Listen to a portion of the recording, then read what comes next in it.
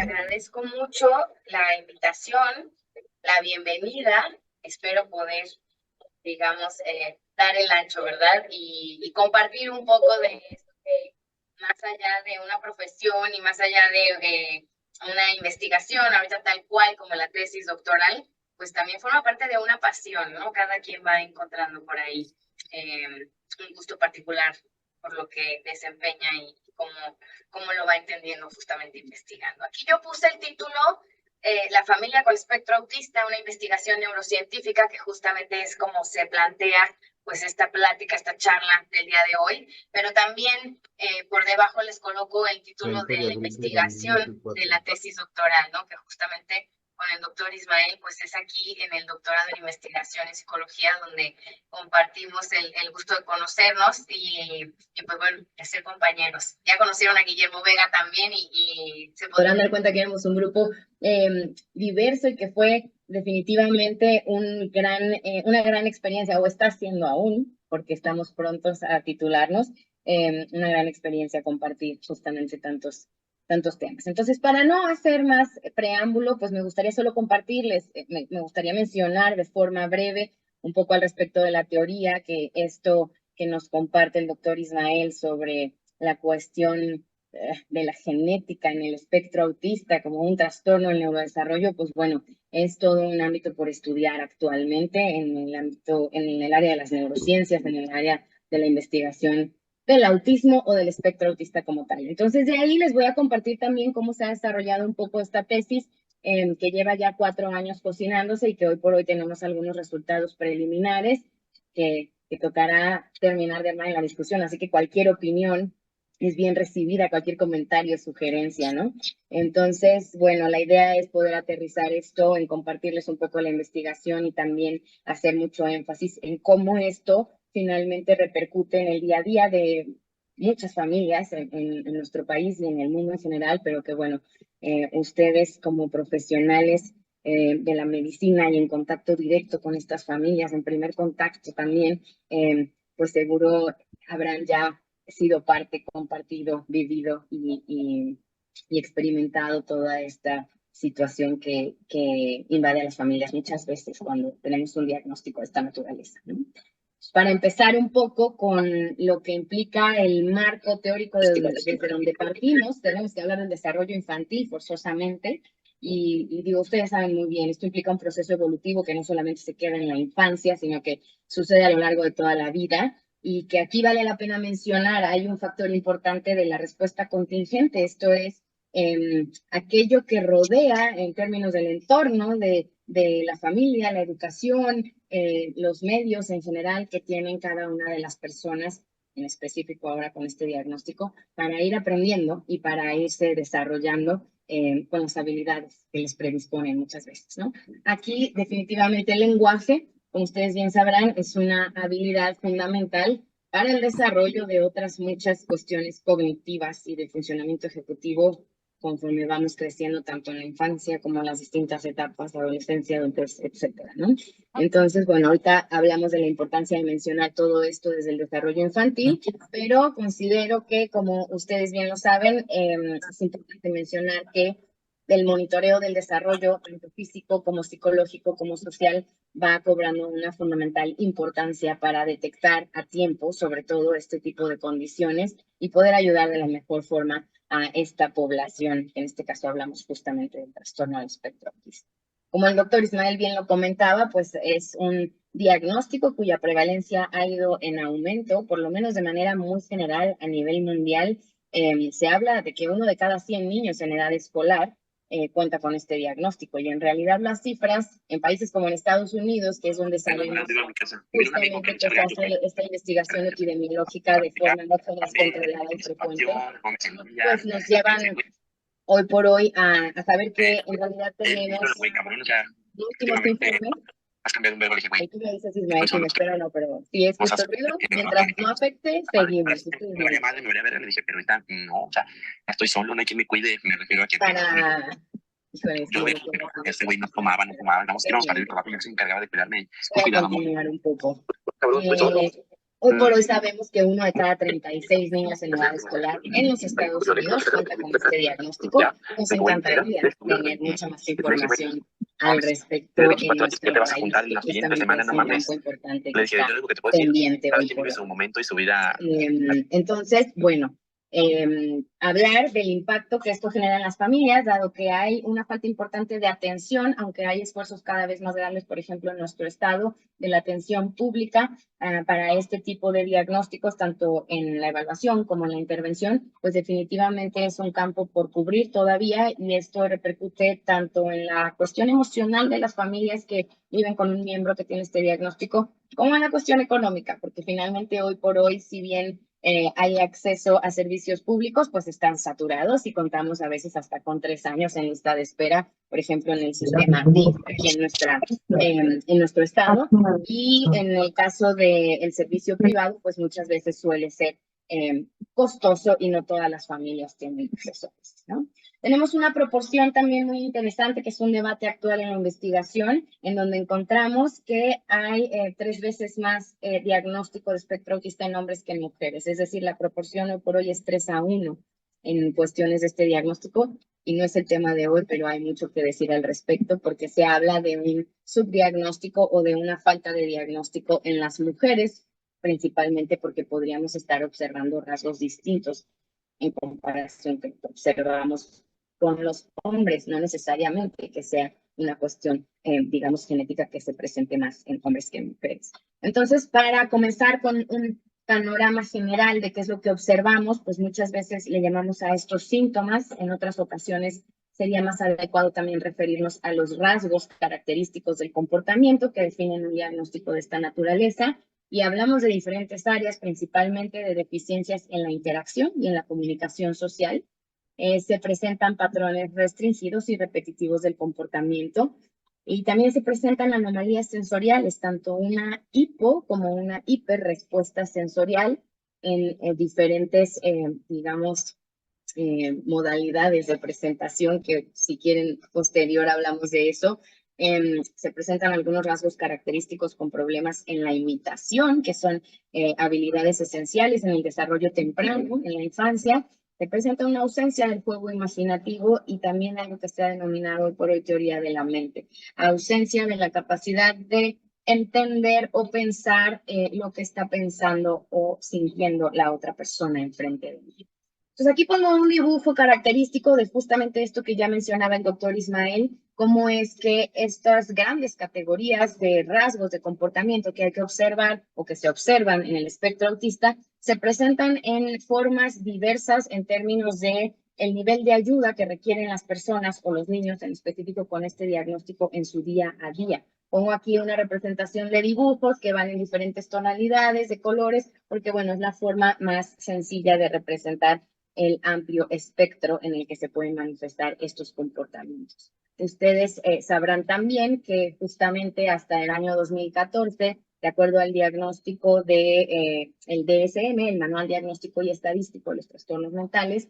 lo que hoy conocemos como espectro autista antes se dividía en trastorno del autismo, síndrome de Asperger, trastorno generalizado del desarrollo y trastorno generalizado del desarrollo no especificado. Hoy por hoy, o bueno, a partir de la 5ª edición, y se mantiene en la 5ª edición revisada de este manual, más o menos desde el 2014, consideramos a todos estos diagnósticos que mencioné como uno solo, que hoy por hoy se llama trastorno del espectro autista, ¿no? Entonces, me gustaría compartirles también que si bien tenemos todas estas categorías de rasgos de comportamiento a observar, que finalmente en sus inicios, una de las primeras teóricas que las mencionaba es la psiquiatra Lorna Wing, que les pongo aquí en pantalla, en el 89, se mencionaba justamente una triada de sintomatología a observar, que tenía que ver con la interacción, dificultades al interactuar, dificultades en la comunicación y también dificultades con la imaginación. Hoy por hoy, para ampliar un poco este panorama, hay cada vez más avances en la investigación y teóricas que han ido adentrándose de forma muy profunda en cuál podría ser la base o aquello que subyace a estas dificultades muy generales de interacción social, de comunicación, de patrones, de comportamiento. Y pues bueno, de manera muy general puedo resumirles aquí que en los últimos años, por lo menos desde el 2020 para acá, se ha hablado de que aquello que subyace o que podría explicar de mejor forma todas estas dificultades que observamos en las personas que tienen este diagnóstico, pues tendría que ver con las dificultades para involucrarse y responder a la interacción social cotidiana. Esto es importante porque muchas veces nos hemos quedado, y es algo muy común, con la idea, por ejemplo, de que como hay dificultades al interactuar, estamos hablando de niños o personas que no ven a los ojos y que esa sería la dificultad, digamos, en términos de la interacción social, o que no hablan, o que no se relacionan con otras personas. Pero la realidad hoy en día es que esto va más allá de solamente estas cuestiones que se observan como falta de contacto visual o falta de lenguaje, sino que tiene que ver con una dificultad un poco más profunda al momento de entender la interacción social o incluso aquello que conocemos como normas sociales convencionales. No necesariamente siempre se ve tan claro como una persona que no te mira a los ojos, ¿no? Entonces, bueno, aquí no voy a repetir porque me parece que el tema de la etiología y prevalencia está bastante cubierto, tanto con la introducción de Ismael como con lo que les venía comentando. Lo que sí es importante mencionar es que, bueno, en términos de entender un poco qué es lo que pasa con este aumento en la prevalencia del diagnóstico, sobre todo en los últimos años, o más o menos desde los 90 hacia la actualidad, pues muchos teóricos y lo que se comparte en general en las investigaciones tiene que ver con una relación entre varios factores, principalmente el acceso a la información, a la salud y digamos a la visibilización de esta condición, porque bueno, se conoce que en sus inicios, en el siglo pasado, hablar del autismo era hablar como parte de un síntoma de la esquizofrenia en realidad, ni siquiera se conocía como una categoría diagnóstica aparte, ¿no? Entonces, a partir de la investigación y de ir identificando y reconociendo lo que involucra el espectro autista que conocemos hoy por hoy, pues bueno, definitivamente hay un aumento de casos y también pues el acceso a los servicios en general de salud que tienen que ver con la detección temprana y con la oportunidad incluso de hacer estas evaluaciones diagnósticas que como bien sabemos todos y todas aquí en su momento hace algunos años no se hacían, no era parte de la práctica cotidiana. Bueno, pues esto responde también un poco a la parte del aumento en los diagnósticos. Y finalmente también, que no podemos dejar de lado, hay investigación muy importante buscando dónde está esa carga genética, cuál es el factor genético. El doctor Ismael mencionaba ya que hay una gran cantidad de genes identificados como relacionados al espectro autista, sin embargo no hay uno solo o no hay alguna situación específica, como en el caso del síndrome de Down, por ejemplo, que pudiéramos identificar de manera temprana y oportuna para pues comenzar, digamos, el tratamiento o la estimulación adecuada. Lo que sí se sabe, y eso sí está bien reportado, es que mientras más temprano se inicia la intervención, en términos de la terapia y la estimulación que requieren estos niños y niñas con este diagnóstico, pues bueno, definitivamente el pronóstico es mucho mejor en términos de su nivel de independencia en la edad adulta, que es parte de lo que preocupa principalmente a los familias, ¿no? En este diagnóstico, bueno, pues hoy por hoy es importante mencionar, no hay un estudio de imagen o algún marcador biológico, digamos, a nivel fisiológico que pudiera ayudarnos a detectar o confirmar el diagnóstico. Este diagnóstico se realiza en realidad con la observación del comportamiento y es muy común que los padres de familia busquen asesoría o busquen, digamos, esta evaluación a partir de observar las dificultades de la interacción social y del lenguaje en sus hijos que de acuerdo a cómo estamos en nuestro país en relación a la edad de inicio en la educación pública, digamos, en el preescolar,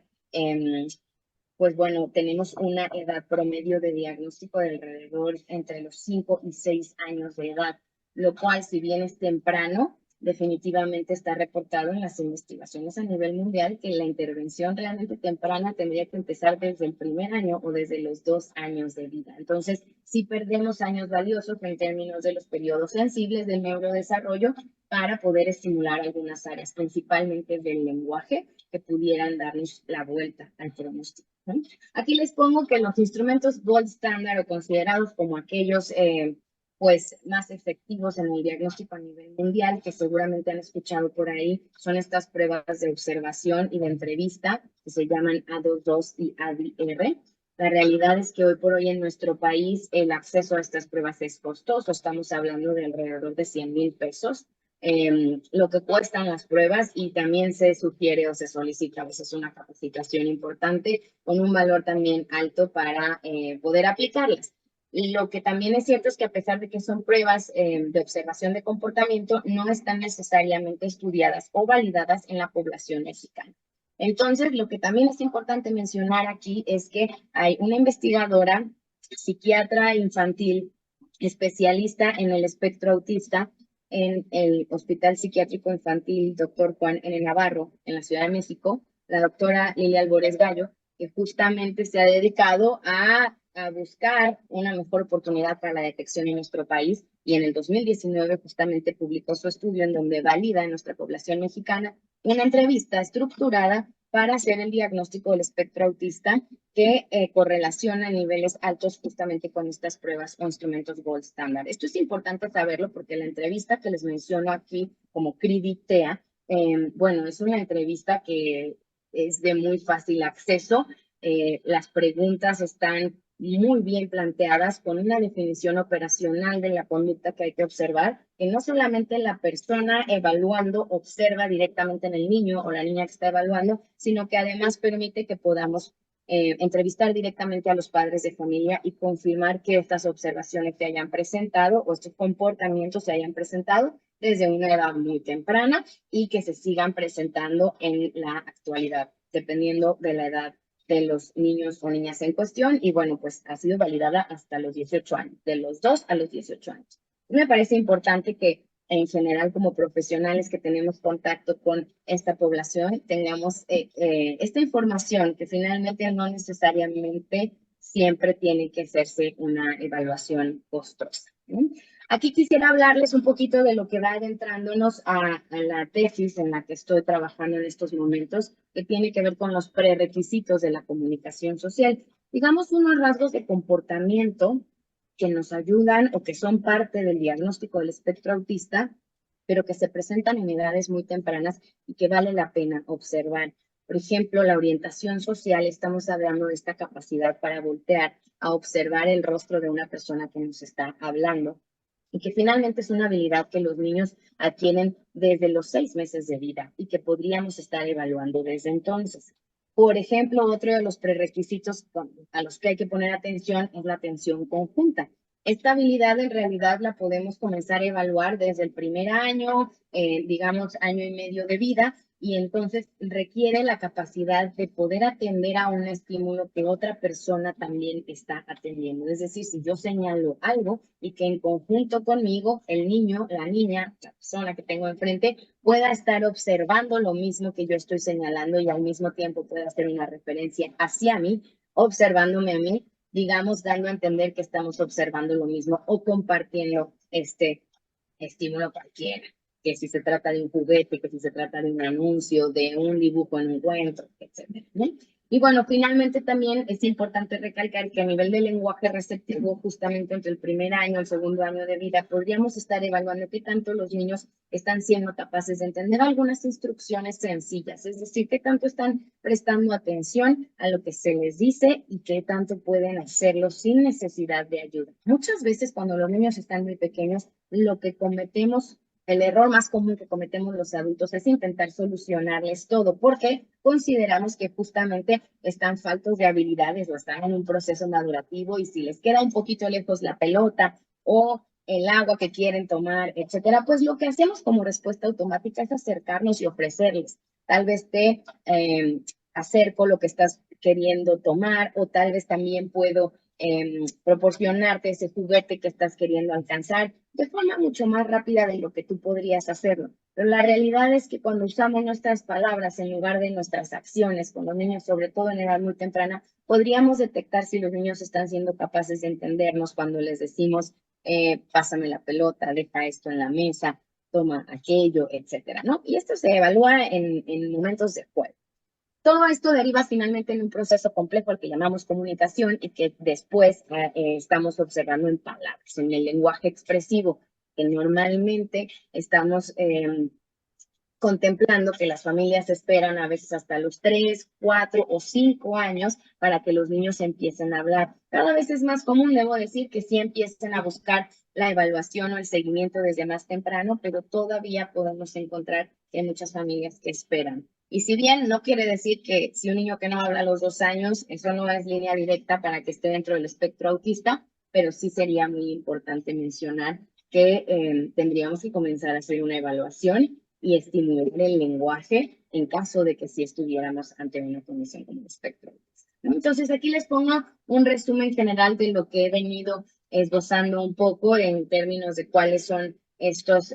ejemplos de rasgos de comportamiento que se observan, y también empiezo a ligar un poco con una parte importante de la investigación que estoy haciendo. Tiene que ver con que, si bien no hay un marcador biológico específico para detectar el espectro autista, sí hay cada vez más avances en la investigación que nos llevan a conocer algunos patrones en diferentes áreas, que en mi caso estoy enfocándome en la actividad eléctrica cerebral, dado que ha habido algunas propuestas interesantes. Como observan en esta figura, tenemos algunos colores que nos indican en tonos más fríos o de color azul un déficit en la actividad cerebral, o digamos en la banda de la actividad cerebral de la cual estamos hablando, que en este caso es la banda alfa, altamente relacionada con la atención y el lenguaje, de manera muy breve. Y tenemos también en colores más cálidos o naranja, rojo, aquello que representaría un déficit de esta actividad de la banda alfa. Tenemos muy claramente delimitado del lado izquierdo de su pantalla un resumen de la actividad eléctrica cerebral de un grupo de niños con diagnóstico de autismo,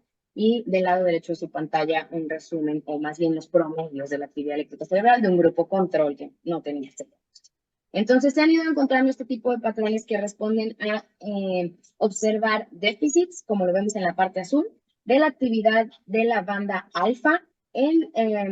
la parte frontal,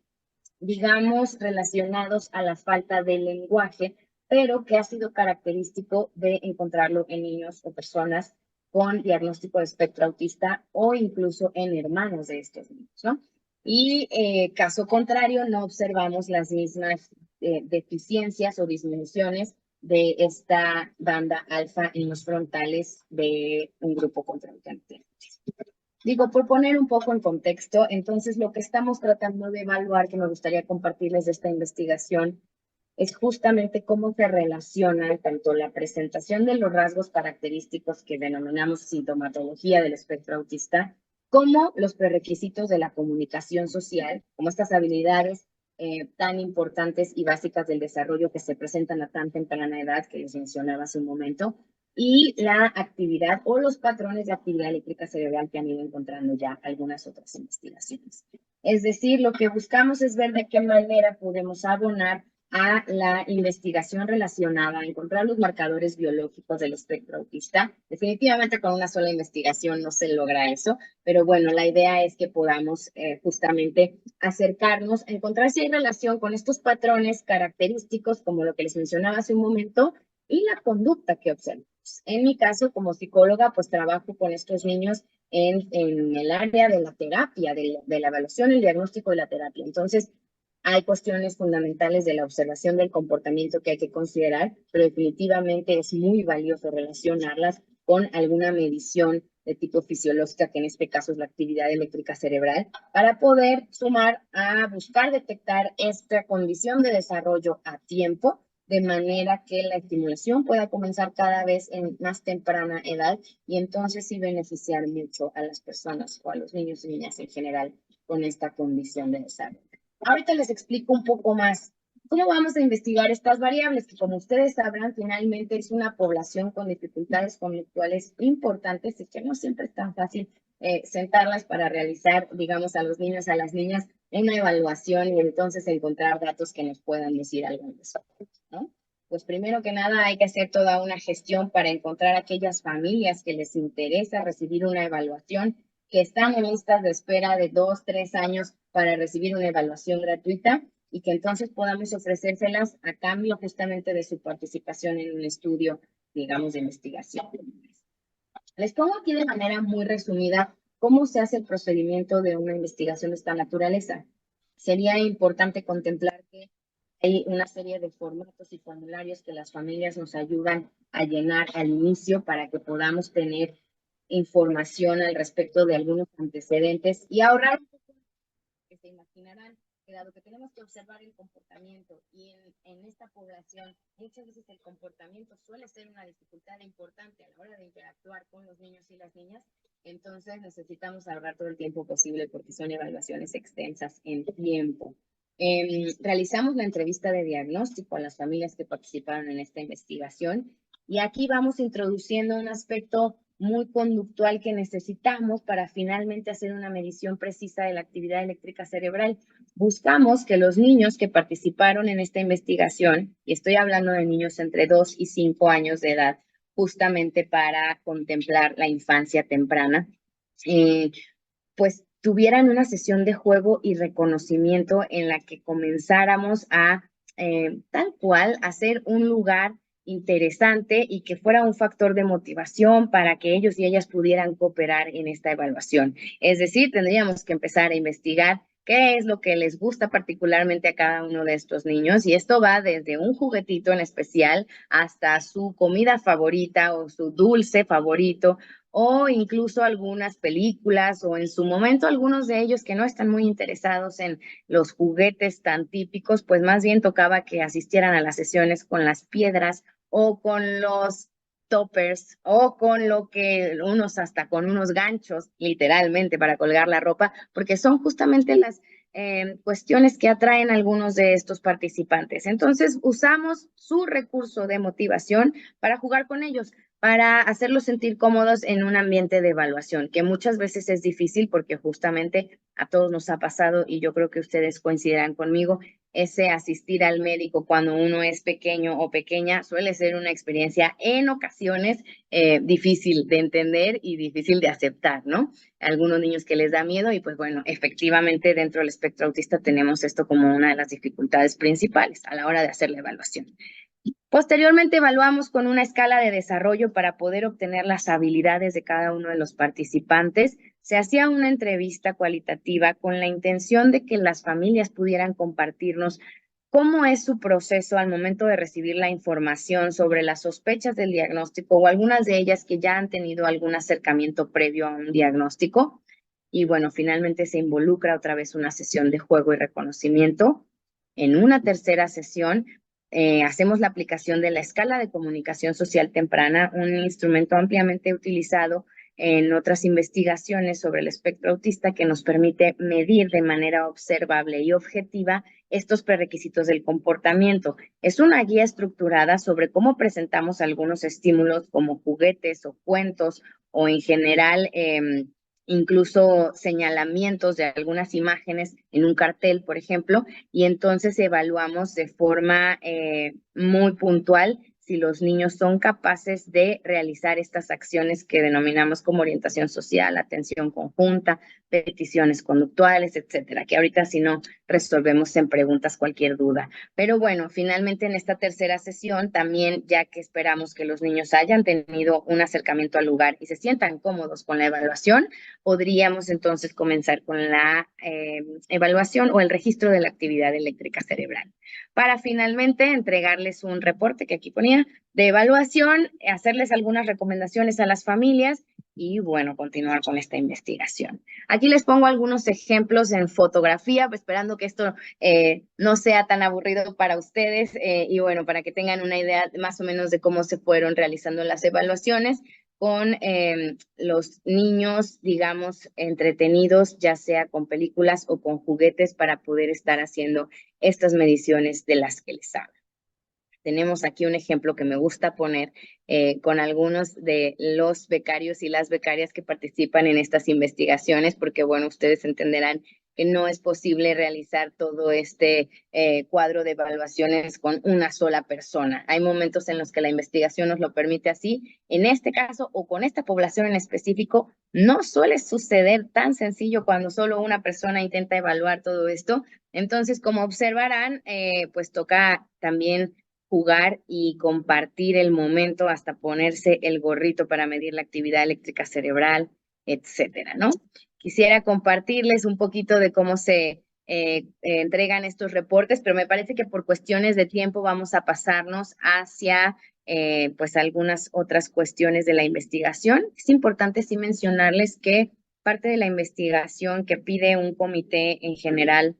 de evaluación es que podamos entregar a los participantes información importante y necesaria para que puedan atender, ya que se confirma el diagnóstico, que puedan recibir, digamos, el tratamiento adecuado, tanto en términos de terapia como en seguimiento de recomendaciones y asesoría a los padres de familia. Es algo que es necesario porque dado que estamos hablando de una condición que sale del desarrollo típico, que no tenemos las mismas habilidades que los otros niños de la edad, suelen enfrentarse a problemas importantes a la hora de asistir a la escuela o a la hora de tener las rutinas diarias en casa. Por esto es que se vuelve tan relevante que reciban atención pues especializada, las recomendaciones y la terapia que podrían hacer efectivo un pronóstico benéfico a largo plazo en términos de independencia y autonomía, ¿no? Entonces, les comparto aquí un poco del esquema de cómo se estructura un algoritmo final de la entrevista de diagnóstico, en donde, como podrán observar, se consideran pues diferentes variables o rubros a cubrir y que cada uno de estos que ustedes pueden observar aquí, por ejemplo, si se alcanza a ver, espero que sí, de comunicación social y de conductas repetitivas, y que luego nos vamos a lo específico, que si hablamos de interés en amistades, que si hablamos de la mirada social, que si hablamos del juego imaginativo, bueno, pues cada una de estas áreas, digamos, tiene algunas preguntas muy específicas sobre cómo se presentan estos comportamientos que nos van llevando hacia sumar diferentes puntajes que al final del día nos confirmarían cuando tenemos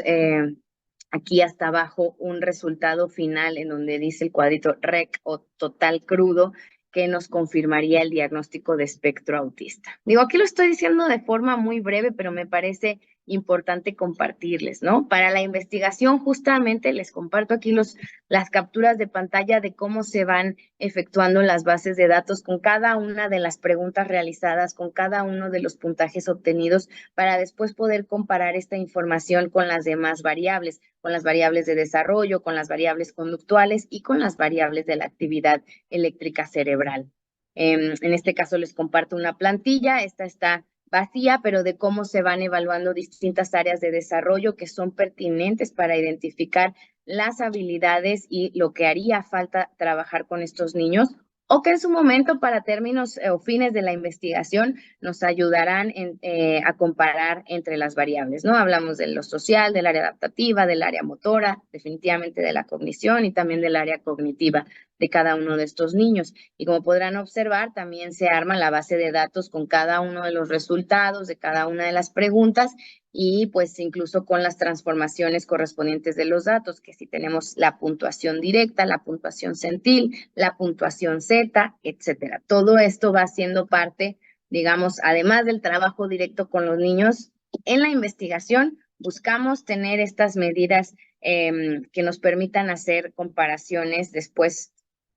también análisis estadísticos y finalmente si es que pudiéramos llegar también a algunas inferencias estadísticas, ¿no? Aquí les pongo un ejemplo de cómo se van contemplando también de forma muy sencilla algunos de los puntajes, por ejemplo, que evaluamos de atención conjunta. En esta evaluación que les comentaba que vamos haciendo algunas digamos, juegos muy estructurados con los niños y que vamos grabando, obviamente, con el consentimiento de las familias que participan en esta investigación y que después nos tardamos aproximadamente 2 horas revisando cada video y calificando tal cual si el comportamiento se presenta o no a partir de una guía de cómo, digamos, estamos en consenso para evaluar con otros investigadores, también la base de datos de manera muy general y pues bueno, compartirles la parte en la que estamos justamente evaluando la actividad eléctrica cerebral. Como ustedes sabrán, colocamos un gorro con los electrodos en disposición de acuerdo al Sistema Nacional 1020 y entonces buscamos registrar la actividad eléctrica cerebral de las distintas bandas a lo largo de diferentes zonas del cerebro. En esta investigación nos enfocamos específicamente en el área frontal, precisamente hablando de la potencia relativa y absoluta de la actividad eléctrica cerebral. Es decir, lo que este programa nos permite, o bueno, la evaluación cuantitativa de la actividad eléctrica cerebral lo que nos permite es poder tener una imagen como resultado, como la que les enseñaba al inicio, en donde podríamos observar de manera muy visual, con los cambios en los colores, cuando hay aumentos o disminuciones en la actividad eléctrica cerebral de los niños. Esto en comparación, evidentemente, con una base de datos a nivel internacional, en donde de acuerdo a la edad de cada niño, metemos los datos, limpiamos los datos del registro de la actividad eléctrica cerebral y podemos obtener estas comparaciones, principalmente en términos de las puntuaciones Z, o justamente estandarizadas en relación a su edad. Es decir, lo que esperaríamos aquí es que se viera una cabecita como la que tenemos del lado derecho, de color blanco, si tuviéramos la actividad eléctrica cerebral esperada para la edad de cada niño evaluado. Cuando vemos los colores, los azules nos indican un déficit de la potencia de la actividad eléctrica cerebral, y los más rojizos o naranjas nos indican un aumento importante, un incremento, un exceso de la potencia de la actividad eléctrica cerebral. Esto no solamente el programa nos lo arroja en el dibujito o en el estímulo visual, sino que también nos lo arroja en términos de voltaje y de puntuaciones Z, que es lo que nos permite, en términos ya numéricos, hacer posteriormente algunas comparaciones, ¿no? Entonces, bueno, para no extenderme mucho más, les traje algunos resultados muy preliminares de lo que esta investigación pues ha ido recabando. Como les comentaba, hoy por hoy estamos más bien en la parte de acomodar, de hacer todo este análisis tanto descriptivo como comparativo de los resultados para finalmente poder tener alguna discusión al respecto y concluir con esta investigación. Les comparto que si bien normalmente las investigaciones buscan muestras grandes, con lo complejo del tiempo que requiere la evaluación, la selección o invitación de las familias a participar y pues lo que implica tal cual el realizar o llevar a cabo la evaluación y el análisis de los datos. En esta ocasión fueron 2 años de trabajo continuo en la, digamos, selección y trabajo con la muestra, que nos permitieron un total de 44 participantes que se divide, bueno, tenemos una edad promedio, aquí la pongo en meses, pero estamos hablando de alrededor de 4 años, el promedio de edad, como les decía, entre 2 y 5 años fueron reclutados los participantes, y tenemos una proporción muy similar a lo que se los prometo que aquí yo no hice trampa y no busqué que fueran 40 hombres y 4 mujeres, pero recuerdan que les dije que había una proporción 3-1 en el diagnóstico, pues bueno, nos sale un poco similar esta proporción, al menos en la muestra que tenemos. Quisiera compartirles un poquito de cómo los algoritmos de la imagen, la tabla que les presentaba con los resultados de la entrevista de diagnóstico, los vamos acomodando, por ejemplo, en una gráfica como la que están viendo aquí, en donde de manera muy preliminar estamos dividiendo en 3 los puntajes alcanzados, digamos, haciendo una comparativa con lo que el DSM plantea como grado 1, grado 2 o grado 3 de severidad de la sintomatología, lo que en realidad se hace de forma muy subjetiva en el DSM y que tiene que ver con lo que el clínico o el profesional que está otorgando el diagnóstico considera que es el nivel de ayuda que necesita el niño o la persona quien está recibiendo el diagnóstico, ¿no? Entonces tenemos en el grado 1 el nivel leve o aquellos niños o personas que necesitan muy poca ayuda para llevar a cabo su día a día. En el grado 2, el moderado, es decir, aquellos que requieren ayuda, pero no tanta en su día a día. Finalmente, en el grado 3 o el nivel severo, aquellos que requieren un nivel importante de ayuda para realizar sus actividades diarias, desde comer o hablar o hasta incluso cuestiones de higiene como bañarse o lavarse los dientes, ¿no? Entonces, como podrán observar, en esta muestra tenemos en realidad una mayor proporción de niños o participantes que se encuentran en el nivel moderado de este diagnóstico. Digamos que es lo que voy a dejar aquí como mención para no extenderme mucho. Considerar que en estas evaluaciones tenemos un puntaje de cómo se presentaba la sintomatología en el pasado, perdón, y también cómo se presenta en el momento actual. Es por eso que vemos las 2 barritas, como pueden observar en el color azul oscuro, los rasgos de comportamiento en el pasado o la sintomatología en el pasado, y en el color azul claro, la sintomatología en el momento actual. Como pueden observar, tenemos un nivel de severidad más elevado en el pasado, que en el presente, y esto también puede responder de forma importante a lo que les comentaba sobre la respuesta contingente, es decir, todos los factores mediadores en el entorno. Quiere decir que los síntomas o los comportamientos del espectro autista pueden cambiar, sí,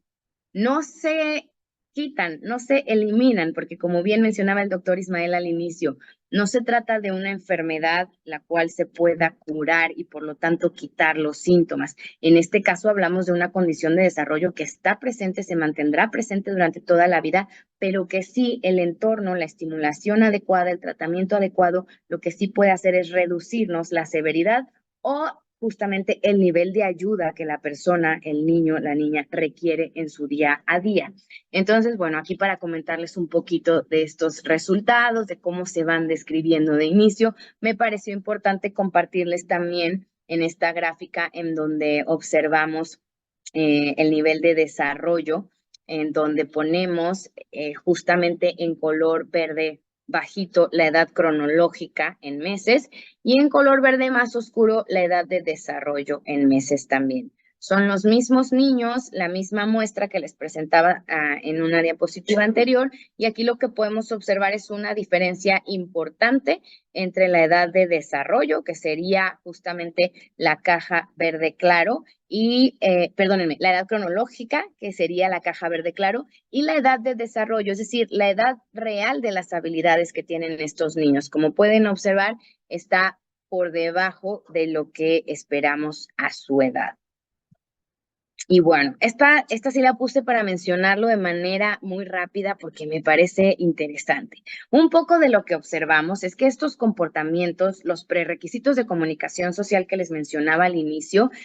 son parte de los rasgos característicos del espectro autista. Como ustedes sabrán y escucharon ahorita, las dificultades en la comunicación y al interactuar, que justamente aquí lo dividimos en responder al nombre, en la atención conjunta, las peticiones conductuales que tienen que ver con el lenguaje receptivo, que tanto los niños responden ante una instrucción, y la interacción social, que tiene que ver con las habilidades de imitación y juego, etcétera.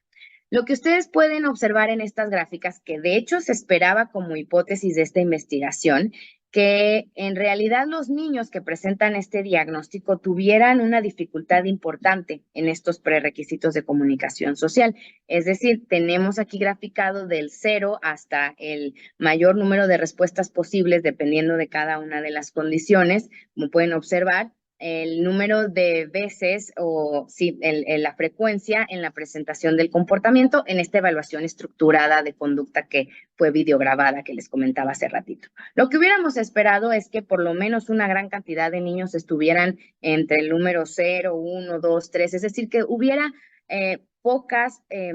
una disminución en la frecuencia de la aparición de estos comportamientos. Pero como ustedes pueden ver, si bien hay muchos niños que no tienen esta habilidad, que digamos estaríamos graficándolos en el 0, hay una también gran cantidad de niños que tienen o presentan estos comportamientos de forma intermitente o incluso que los presentan en todas las veces en las que se evaluaron, como es el caso de la primera gráfica, que aquí lo resumimos en un 3, digamos 3 condiciones de evaluación, en la segunda gráfica que tenemos hasta el número 8, o como en la última gráfica que tenemos hasta 20 posibles respuestas o comportamientos de interacción social que fueron evaluados. Y como pueden observar, este primer resultado nos habla de lo complejo y lo diverso de la manifestación de los comportamientos que en teoría están específicamente relacionados con la sintomatología del espectro autista. Y que bueno, para también ir cerrando un poco lo que les vengo a compartir el día de hoy, compartirles aquí en la gráfica la puntuación Z, es decir, los datos transformados de lo que observamos en la potencia frontal, tanto de la potencia absoluta como relativa, que yo sé que ahorita no expliqué mucho de estos conceptos, pero lo que sí les puedo comentar es que tenemos una coincidencia importante y lo podrán observar también con una diferencia significativa en cuestión de las barras de error de error estándar que estamos representando en esta gráfica. Tenemos en color verde la potencia relativa y estamos aquí observando una disminución importante de la potencia relativa de alfa, tal cual como lo han presentado otras investigaciones que han evaluado o bien a los niños que presentan esta sintomatología con un nivel de severidad muy leve, es decir, aquellos que han dejado que se les coloque un gorro o los electrodos, o bien a los hermanos de los niños con este diagnóstico. En esta ocasión, como ustedes pudieron observar, hay un aspecto relevante de esta investigación que tiene que ver con que se evaluó a los niños directamente a través de muchas técnicas conductuales y de aproximaciones que les mencionaba justamente, partiendo del juego y de que ellos se sintieran motivados y dispuestos a una evaluación tan invasiva, y lo digo entre comillas, como la colocación de un gorro para medir la actividad eléctrica cerebral, ¿no? Entonces, bueno, observamos, como les decía, una disminución de la potencia relativa de alfa, y también en color azul, en la barra del lado izquierdo de su pantalla, observamos un aumento importante de la potencia absoluta de delta, otra banda de la actividad eléctrica cerebral, que si bien aún no se ha relacionado directamente con el trastorno del espectro autista, sí se ha relacionado ampliamente con un retraso madurativo en el desarrollo o en la actividad eléctrica cerebral. Entonces, tenemos aquí información importante de cómo estos patrones van siendo consistentes, que bueno, toda la información que se revisó para esta tesis tiene que ver con investigaciones en Estados Unidos o en Europa, y que no necesariamente hay investigaciones al respecto en nuestro país, y que bueno, es importante saber que van coincidiendo los patrones de actividad eléctrica también en los niños mexicanos, al menos los que tocó evaluar esta vez aquí en Jalisco, ¿no? Y aquí me gustaría nada más resaltar justamente cómo hacemos una comparación entre, en lo que pongo acá en las tablas del lado izquierdo, entre la duración del registro y la duración del registro libre de artefactos. Como ustedes pueden ver, hubo registros con duración mínima de 10 minutos. Esto quiere decir 10 minutos en los que estuvimos registrando la actividad eléctrica con el gorro, con los electrodos. Y también hubo algunos que duraron hasta 34, 30 minutos aproximadamente, ¿no? Esto tiene que ver con justamente las dificultades en los movimientos que hacen los niños a la hora de estar registrando la actividad eléctrica cerebral. Es muy importante que haya la menor cantidad de movimientos posibles, porque como ustedes saben, bueno, esto puede generar ruidos o artefactos en el registro de la actividad. Y bueno, finalmente se hace posterior a esto una limpieza para justamente eliminar todos aquellos artefactos de los parpadeos oculares, de la tensión de la mandíbula cuando los niños aprietan, que si te comieron un dulcecito para mantenerse ahí entretenidos, etcétera. Y tenemos algunos registros, bueno, aquí les pongo el de duración mínima de 52, perdónenme, aquí hay un error, no son minutos, son 52 segundos de registro limpio o libre de artefactos para poder hacer estos análisis. Lo que nos piden en realidad es un mínimo de 50 segundos de registro libre de artefactos en términos de la investigación para poder validar los datos como confiables, digamos, para tener la cantidad suficiente de información para poder hacer estas comparaciones u obtener estas mediciones que aquí les presento, ¿no? Entonces, bueno, yo quisiera, la verdad es que no sé cómo vamos en tiempo, Ismael, tú me dices, aquí nada más les traía un par de ejemplos en términos de cómo se ven estos resultados de forma aislada con dos de los participantes de la investigación, pero pues me parece más importante ya no saturarles de información, no sé cómo ustedes me digan, y bueno, no sé si haya esta ocasión de preguntas hacia el final. En realidad agradecerles por su atención y espero que haya, pues, haya sido de su interés, ¿no? Muchas gracias.